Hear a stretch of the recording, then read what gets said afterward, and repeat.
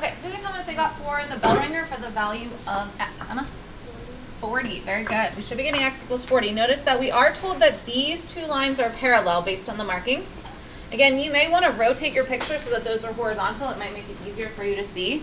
But these two angles that they have in question, these are same side interior angles because this is acting as a transversal. So they're on the same side of the transversal and they're inside my parallel lines. We know, since the lines are parallel, that these have to be supplementary. If they're supplementary, that means they add and equal 180. They are not congruent. They are supplementary. So we would have 3x plus 20 plus x equals 180. Combine our like terms and solve. We get x equals 40. Plug that back in, so this angle is 40 degrees, and the other angle would be 140. So they add up to 180. Okay, you cannot find the other angles necessarily, so only find the ones that you're finding for x. We would actually need to be given at least one of the other angles to figure those out with either an expression or... Alright, which ones from the homework would we like to go over that maybe you had some trouble with? Again, if your reason is different, first of all, you could have corresponding angles postulate. Remember I told you you can write that instead. But had you have filled in more angles in the picture, some people do verticals everywhere and alternating interior. You might have a different reason than mine if your picture has more numbers written in it. But most of them usually do match up. Are there any that we need to go over before we start our proofs today?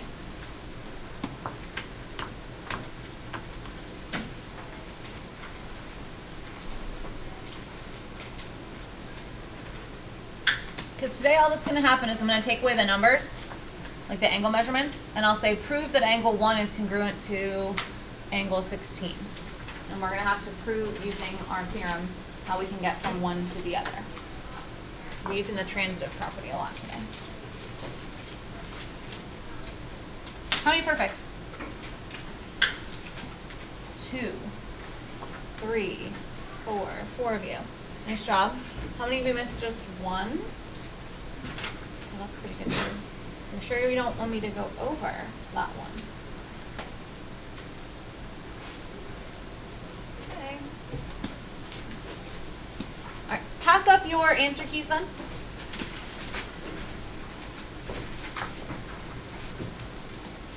All right, so the top just has a review of all the possible reasons that we might use in a proof. They're not all of them, but they're the ones that we're going to use most today. So I already have the if lines parallel, then what can we conclude if lines are parallel? There's lots of things. What's one thing? Maddie? Say again? Not complementary, close. Corresponding. Okay, so then corresponding angles are congruent, which we usually abbreviate CA. What else can we conclude, Justin? Same side of your angles are supplementary. Good. That's another thing we can conclude. Justin? Alternating interior angles. Good. Alternating interior and then also alternating exterior congruent too, right? And if you want, you can call this the corresponding angles postulate, and then the rest of them are theorems. So it'd be same side interior angle theorem, alternating interior angle theorem, alternating exterior angles theorem. And then there's one more. This was actually this was not supposed to be there. There's one more. Joseph? Same side exterior angles. Not congruent. Supplementary. Remember the alliteration, SSS, same side supplementary, helps to remember. And then the other thing that we might use today are the definitions. So we might use the definition of congruent angles, which means that the angles have equal measurement. Remember in our proof when we would go from congruent to an equal sign. And then also today we might use the definition of supplementary angles.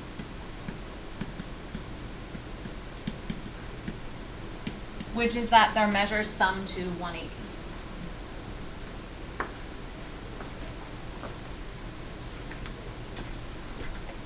Alright, and today we don't have the given written in our proof, so we are going to have to write it in.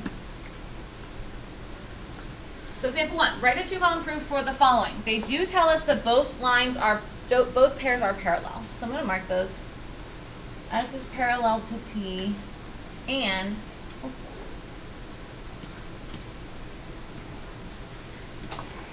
maybe.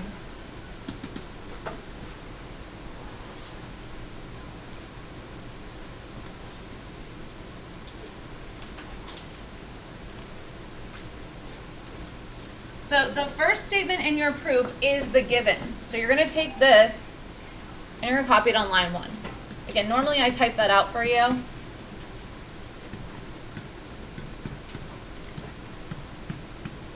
But in a real proof, you would state that. Now, the proof statement, sometimes on the other proofs I just said like prove x equals something, and you just did your algebra. Now we're going to have a proof statement that is geometric. So we want to prove that angle 1 is congruent to angle 3. We are going to try to find a link and use the transitive property to do so. So you always want to start with the first angle in your picture.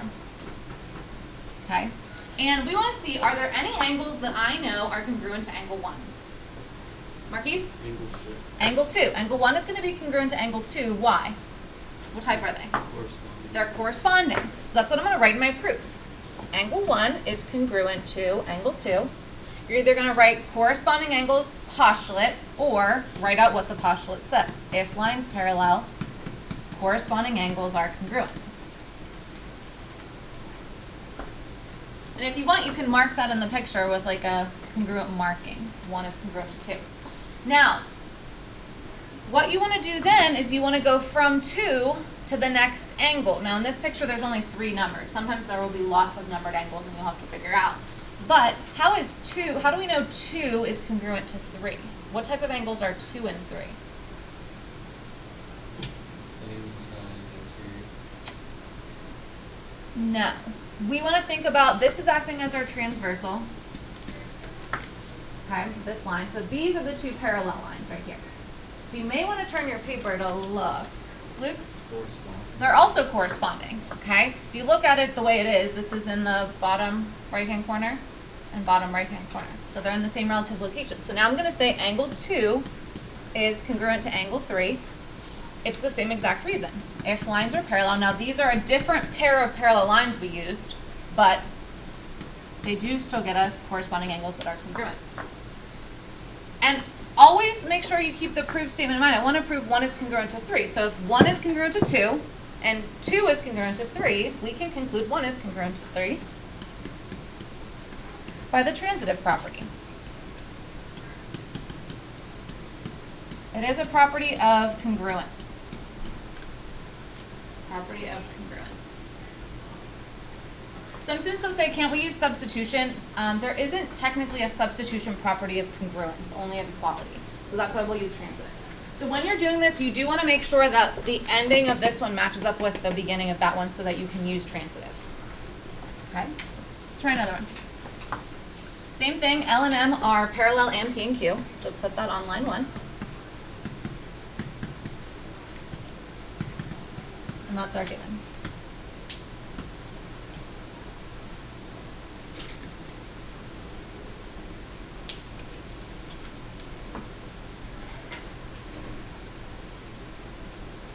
This time we're asked to prove angle 1 is congruent to angle 3.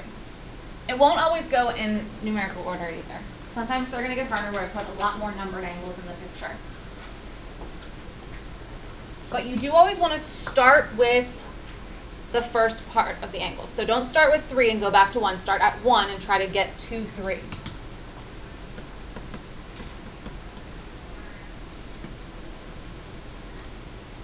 So looking at my picture, angle 1 is congruent to what other angle in the picture? Marquise? Angle 2. Angle 2. What type are they?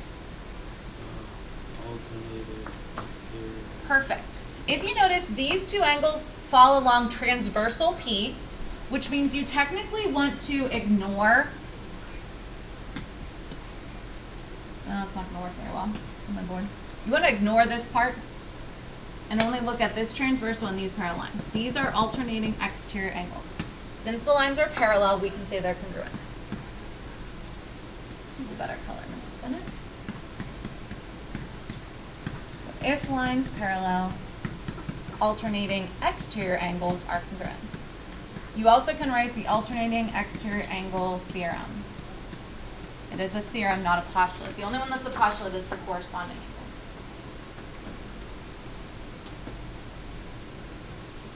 So we have 1 is congruent to 2. Can we say 2 is congruent to 3? Check and see. Are 2 and 3 a type we know?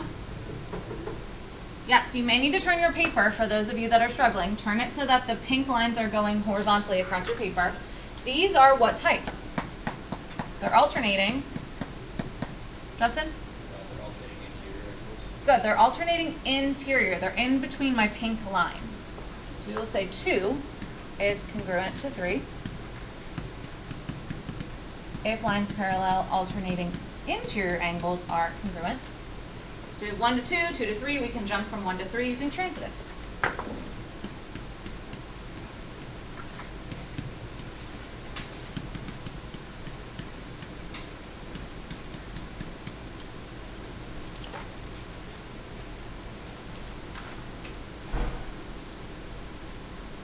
All right, see if you guys can try the next one.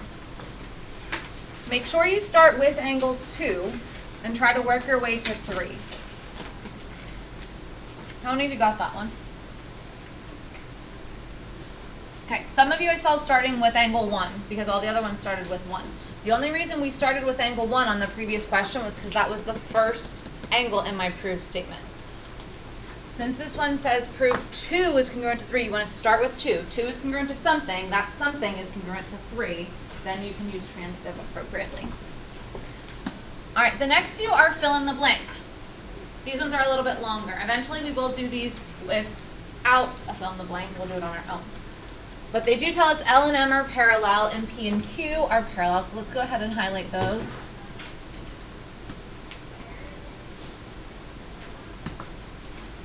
And of course, line 1, they restate the given, so that's just given.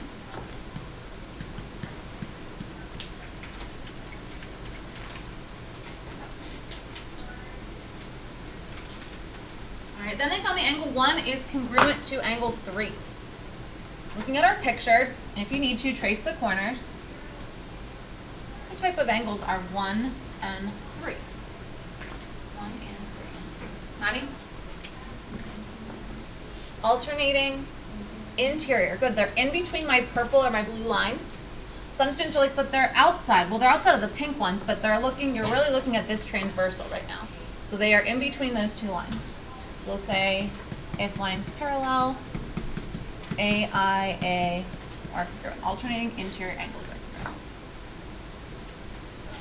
Then they tell me the measure of angle 1 is equal to the measure of angle 3. What allows me to say that their measurements are equal? Katie? Good. The definition of congruence is that their measures are equal. So this will be the definition of congruent angles.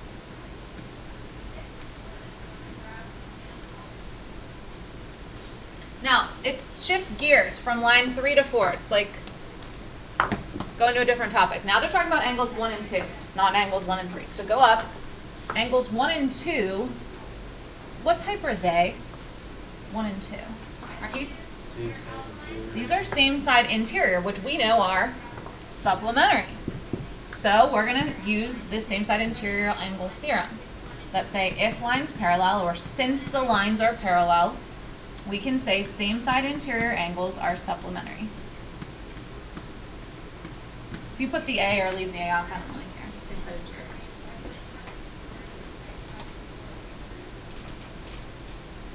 Then they go and say, measure of angle 1 plus 2 equals 180. What allows me to do that? Justin? No. Angle addition postulate's only used when the angles are adjacent. So like if 1 and 2 were here, then we would say that since they're here, we would not be able to use the angle addition postulate. Kaylin? Perfect. Remember what we said about words in a proof? When you go from words to numbers, or numbers to words, it's the definition of that word. So this is the definition of supplementary angles.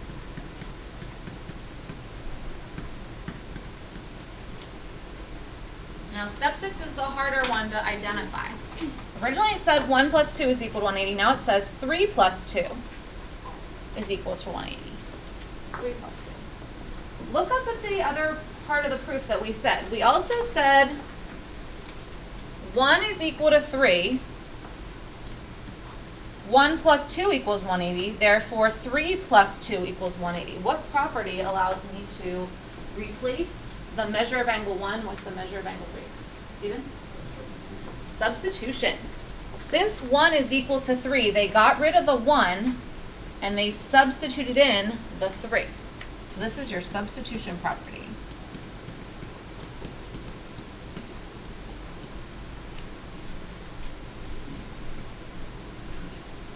And then lastly, they went from saying 3 plus 2 equals 180 to telling me that they are supplementary, which you can see was my proof statement.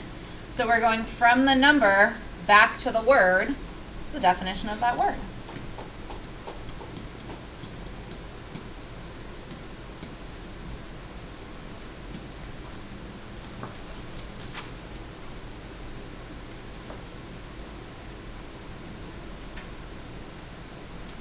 All right, I want you guys to try example 5 on your own. Then they shift gears and they say 2 and 3 are supplementary. How do we know 2 and 3 are supplementary? We'll go to your picture. What type of angles are they? Justin? Same side interior. So we know if lines parallel, since the lines are parallel, our same side interior angles are going to be supplementary. Or the same side interior angles theorem. Then they tell me the measure of angle 2 plus 3 equals 180, which is the Marquise? Definition of supplementary angles. Good. Definition of supplementary angles. Then they switch gears and say 1 plus 3 equals 180. What property allows me to say that? Emma? Substitution. Since 1 is equal to 2, they can get rid of 2 and substitute in 1.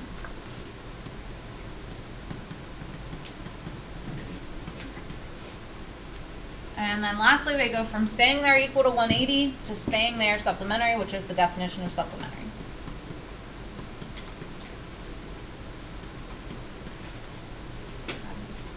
Now the last one is a little bit different, and we are going to use one of our postulates that Justin actually referenced earlier in class. So we will see one that's just a little bit different. Obviously our given is still statement and reason 1.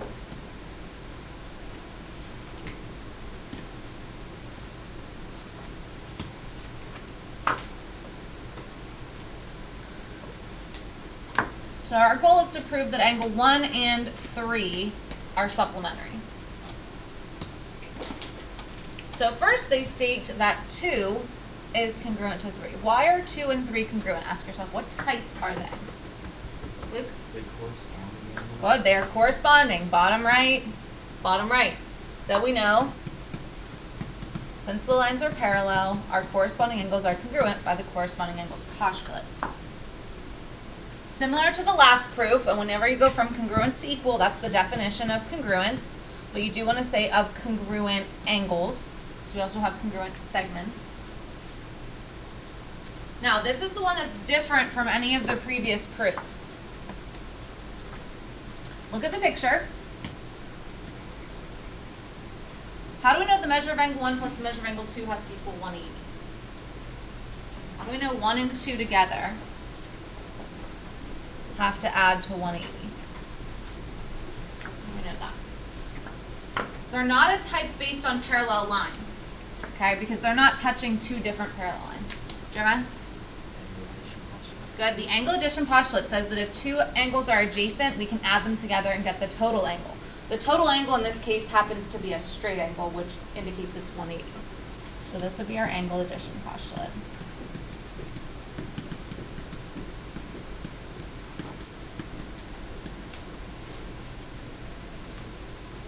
And then similar to the previous one, we are going to use substitution. 1 plus 2 is equal to 180, so 1 plus 3, because we know that 3 is equal to 2, so we substitute that in. Substitution property.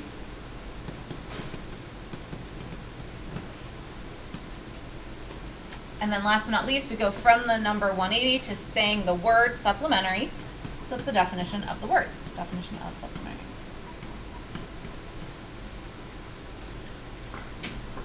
All right, you guys will have some time to get started on your homework. There's actually only 4 proofs.